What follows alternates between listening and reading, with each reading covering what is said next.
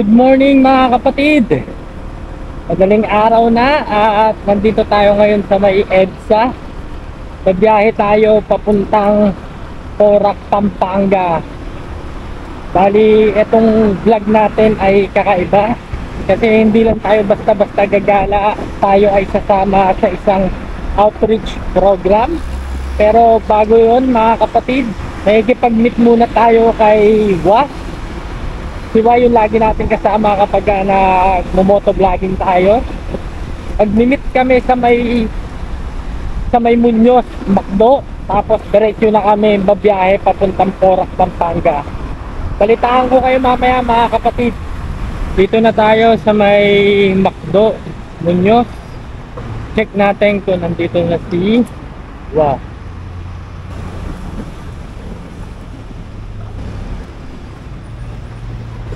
Sakto, kararating ko lang din eh. Sakto, sabay kami. Magkakape lang kami, tapos ayusin lang namin yung intercom namin. Mga kapatid, nandito na kami sa may Macdo. Katatapos lang namin magkape. Kasama ko si Maringwa. Time check tayo, 3 AM. At dediretso na kami ng Porac, Pampanga. Kung mauuna kami dun sa mga kasama namin, may mga kasama kasi kami naka-van.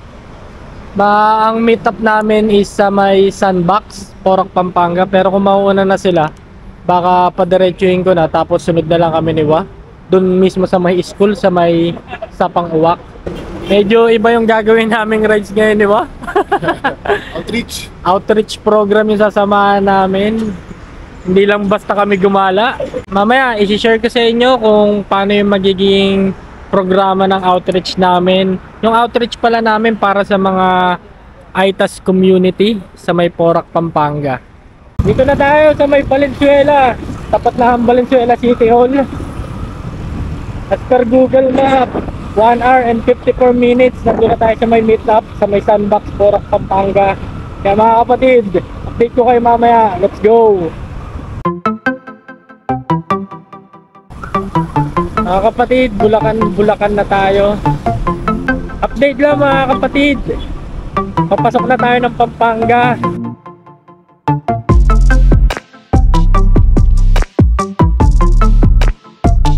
Nasa San Fernando, Pampanga na tayo at medyo lumiliwanag na. Tara, dire-diretso lang tayo papuntang Sandbox.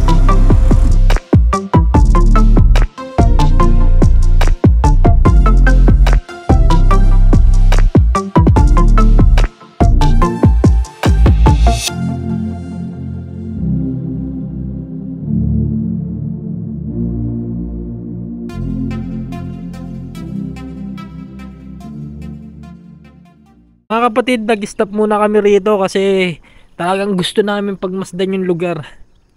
Ang ganda. Sa Google Map nakalagay siya. Ano ba nakalagay? Mega Dike. Mega Dike. Sulit. Ang ganda nung daanan. Silip tayo rito. Mga kapatid oh. Yan. Tapos yung mga hamog. Ewan ko lang kung kita sa camera. Mga hamog nasa baba lang sa bundukan, tapos napakalawak, tapos konti lang yung dumadaan.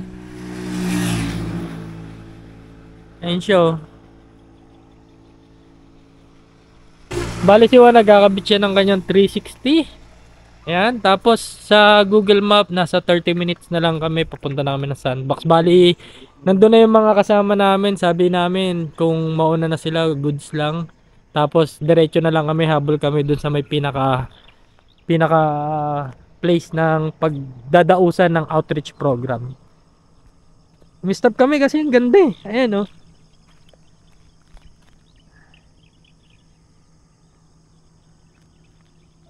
Suabe, suabe. Gusto ko sana magpalipad ng drone kaso ang lalaki ng ibon eh. Mahirap na, marami. Baka tangayin yung drone natin mga kapatid. Astig, astig. Ayan o, daming mga ibon o.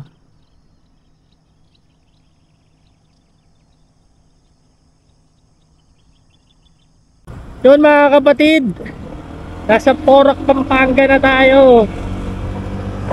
Alright, let's go. kapatid, nandito na kami sa may sandbox and nandito na rin yung iba namin mga kasama. Update ko kayo mamaya pagka nagkita-kita na kami. Alright, let's go. Time check mga kapatid, 6 AM. And eto na nga at papasok na tayo ng sandbox. Hindi namin sila nakita mga kapatid, pero tumawag naman na ako ron, ay pag-coordinate na ako. Ang sabi, puntaan lang daw namin yung tunnel, tapos after ng tunnel kakaliwa kami, nandun na raw sila, maabutan pa raw namin sila.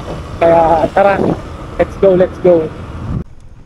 Yun mga kapatid, nandito na tayo sa way papuntang Sapang Uwak, rough road na.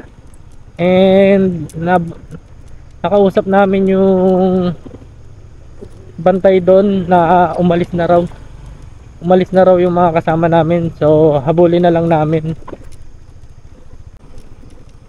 Ayan na sila, I guess. Nangyari? May malalim dyan. Hindi kaya daw ng mga sasakyan. Oh, anong gagawin? Joyride ko, bababa na yung mga tao. Joyride. Oo, sarap. Ano ka? Sama kayo dyan? Mga kapatid, ito yung sitwasyon namin ngayon. Nagkita na kami ng mga kasama namin, pero bumaba muna yung mga sakay kasi hindi kakayanin yung sasakyan kasi rough road siya at mayroong malalim na part. Pero after naman daw nito is may sementado na. Ngayon ang ginawang solusyon muna pansamantala is naglakad yung mga tao, tapos yung sasakyan diretso pa rin naman. Naglakad lang muna yung mga tao para hindi mabigatan. Pero kaya naman, kaya. Nasa harapan natin may van. Ayan mga kapatid, kung mapapansin nyo, walking na lang. And yung mga naka white, mostly yan yung kasama natin for the outreach. Kasi yan mga kasalubong natin. Yan yung mga local dito, mga ita. Good morning po, good morning. Hi baby. Good morning po. Good morning.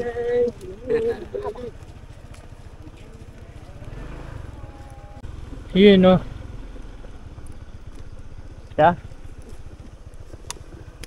Ano na? Ako na kasi baka mark ilan. Yeah, diretso tayo. Mga kapatid, nasa likod kasi ang pasimuno. Ang pasimuno ng outreach na to. Ayun mga kapatid, sementado na. Good morning po. Sementado na rito. Ito yung covered court yung court nila. Tapos may mga goat. Ayan. Good morning po. So mga kapatid, nauna na talaga kami. At as per Google Map, yung school na pupuntahan namin nasa 8 minutes. Tapos pansin namin puro pataas yung daan. And ano naman, goods naman so far kasi ano na siya, sementado na. Kaya hindi na siguro mahirapan yung ibang mga kasama namin. Pero yun nga, nauna na kami para waiting na lang kami pagdating namin dun sa school. Balitaan ko ulit kayo mamaya mga kapatid. Ayun mga kapatid oh. Panalo yung view. Yang nakikita yung bundok na yan, Mount Arayat yan. Mga kapatid, update lang. Medyo nalito kami sa kung saan ba mismo, pero yun nga, bumalik kami ni Iwa doon sa mga kasama namin at nagtanong kami yung saktong location kung saan kami mismo mag-outreach. Ang sabi nila is Sitius Sais, Banaba. Bali, nagtanong na rin kami dito sa local dito na tinuro naman sa amin bandang dulo pa. Kaya mamaya i-update ko na lang kayo mga kapatid kapag nandun na kami mismo sa location. Tapos diretso lang muna kami ng biyahe. Yun, nandito na kami sa may Sitio Sais, Banaba. Bali, kasalukuyang nagbaba kami ng mga gamit. So si Cap Richard. Hello! Tapos yung mga gamit pansamantala dito muna namin dadalhin kasi bababa ulit yung mga sasakyan para sunduin yung mga kasama. Ate Angie, siya yung contact natin dito, siya yung coordinator dito sa lokal na to. Di bali, mula dun sa lugar na lubak, Mula doon sa lugar na Malubak hanggang dito, isang barangay lang yon. So masyado malaki. Sasakyan natin ng Tumirik. Ayun. Papunta pa lang dito. So Sabi mo, bali, iwan mo po yung truck sa baba. tutulong muna tayo ng pagbaba. Mga kapatid, bali pumunta na kami rito sa may simbahan. Bali dito kami i-start ng aming activity. Yan siya. Tapos yung iba namin kasama nandun na. Napalabang kami, kala namin yung konti lang yung lakad eh, layo pala ng simbahan. Ayan mga kapatid, bali nandito na tayo sa may simbahan. Habang naghihintay, nag-ayos muna kami ng mga gamit at nagsimula na rin kami mag-usap para sa mga nakatoka sa gagawin naming programa upang maging maayos at maiwasan ang anumang aberya ng outreach program para sa mga katutubong Aita. Sa ngayon, nadidinig ko naman, ngayon silang event. Hindi natin sila sasabayan. Yan kasi ay worship nila. So, kailangan natin respect. So, please, minimal lang yung pangalawa, habang nag-worship sila, kailangan natin magkaroon ng orientation. Masyado tayong marami, masyado rin tayong mga gagawin. First is sa food. Kailangan ng food committee. Food lead. Magandang umaga. Unang-una, humingi ako ng paumanhin sa inyo. Medyo naantala tayo. Naantala talaga tayo. Pero siguro naman, kaya-kaya natin pagtulungan to.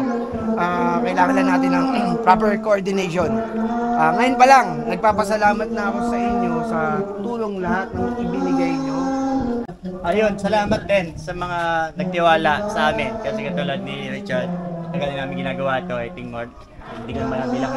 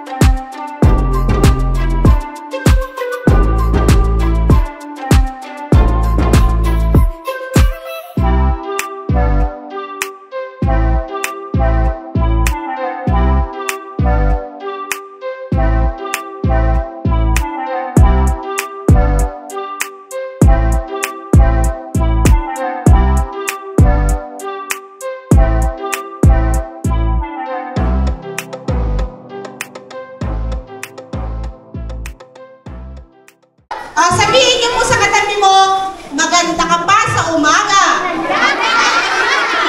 Ang pogi ko sa umaga.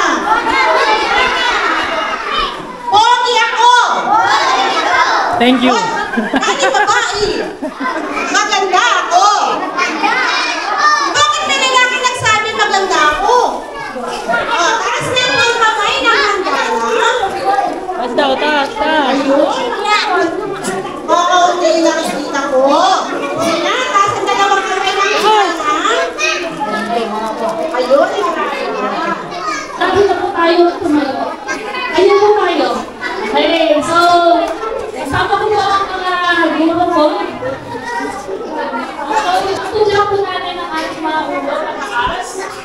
8 counts po doon. 8, 7, 6, 5, 4, 3, 6, 7, 8. 1, 2, 3, 4, 5, 6, 7, 8. Okay, ang pinakamagaling sa tubo kaya may premyo!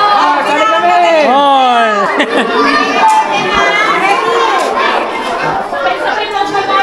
1, 2, 3, go!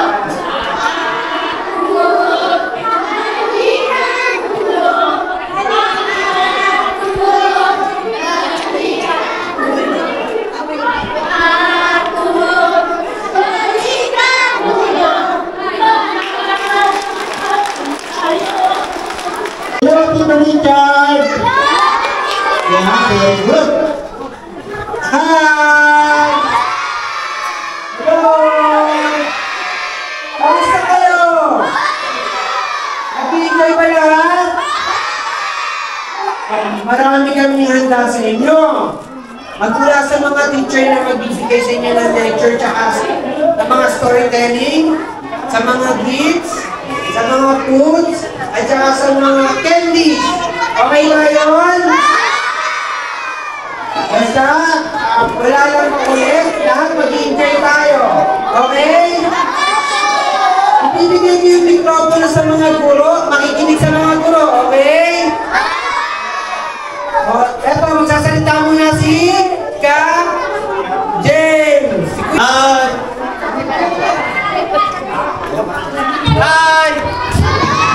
Hello! Okay, pag sinabi ng gano'n, ibig sabihin? Tahimik. Okay? Pag sabing gano'n dapat ay tahimik. Okay? So wala? Okay. Magandang umaga mga bata. Okay. Una sa lahat, bago kami magsimula, papasalamat kami sa pagtinggap ninyo sa amin dito. Kami po ay nabibilang sa iba't ibang mga grupo, pero ang pinaka-punong grupo dito ay yung grupo nila, Kapechan, yung pangalan ay Care and Share. Okay, mga bata, bago tayo maglaro, magpupunto muna si teacher. Okay, ito, makinig kayo tapos ang makakasagot sa tanong niya ay may premyo. Gusto niyo po ba makarinig ng kwento? Hello, magandang umaga. Ako po si Teacher Jeng, o tinatawag ko ako sa school na Ma'am Jeng. Isa po akong guro, kasama ko po ang mga kapwa ko guro sa paaralan sa Valenzuela. So masaya po ako na ibabahagi sa inyo ang kwento tungkol sa batang nanay, tatay, o batang hindi naliligo. Alam niyo po ba yung naliligo? O sige nga, ipakita sa akin, paano ba yung unang ginagawa kapag naliligo? Mag-uumpisa tayo sa kwento. Ayaw maligo ni Bimbo? Sino kaya si Bimbo? Ang ating kwento ngayong araw na ito, ayaw maligo ni Bimbo. Kwento ni Aina Enriquez, iginuhit ni Marvin Romero, at kinulay ni Elmer Santos. Very good! Yan ang kwento ni Bimbo ngayong araw na ito. Maraming salamat po.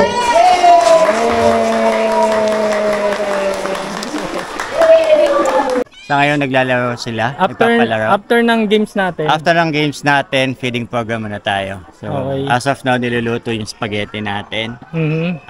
Niluluto siya ngayon para at least hindi siya. After ng feeding program. After feeding program, yung sa mga bata, school supplies. Mag-release tayo ng school supplies and then mga toys sa mga bata.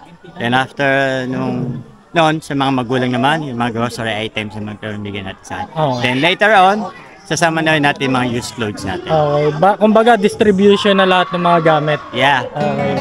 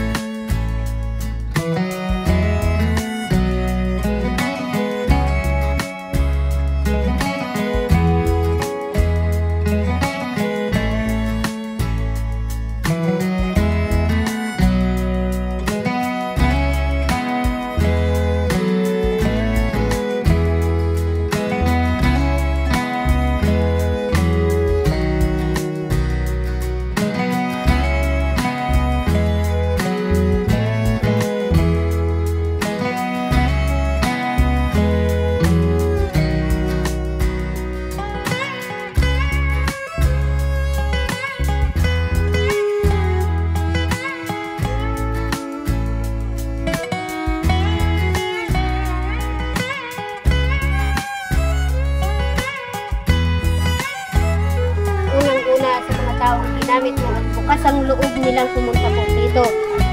Ingatan mo po sila sa kanilang pag-uwi, sa kanilang mga tahanan po, makapagdating sila ng maayos na pag-iingat mo po, Lord. Panginoon, maraming salamat, lalo na po sa pagbigay namin sa kanilang tao po, na ikaw ang nanguna sa amin, sa bawat isa sa amin. Panginoon, maraming salamat po sa bigay mo sa amin sa araw-araw. Dito po na kahit mahirap ang aming daan, ay sinisikap nila kami na pinupuntaan ng tayo ginagamit po sa Panginoon upang makamit namin po ang mga binibigay mo niya. Nagpapasalamat po kami doon sa iyo. Binabalik po po sa iyo. Dalangin po sa Amen, amen. Maraming salamat.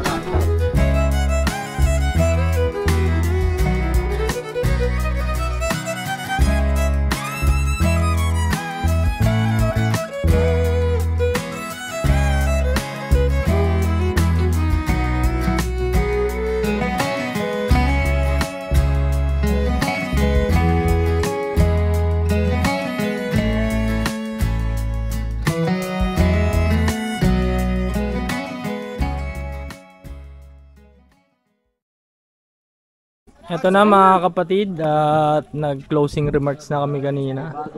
May uwi pa tayo na luya. Ayan. Picture taking lang, tapos good to go na. Yung mga kapatid, at tapos na ang isang araw natin dito sa Sitio 6 sa Panguwak. Tapos na yung outreach program natin dito, at all in all naging maayos naman. Bali sa ngayon ay baba lang kami doon sa may kanina, yung sa may baba, tapos pahinga lang konti, tapos ipamimigay din yung solar light. Kaya medyo maulan mga kapatid, pero goods pa rin. At yun, muli maraming salamat. Isa na namang makabuluhang paggala ang aking naibahagi sa inyo mga kapatid. Muli from Lakwachero, #Project Laboy, and from Karen Share and Tala Outdoor, muli happy travel and peace. Yo!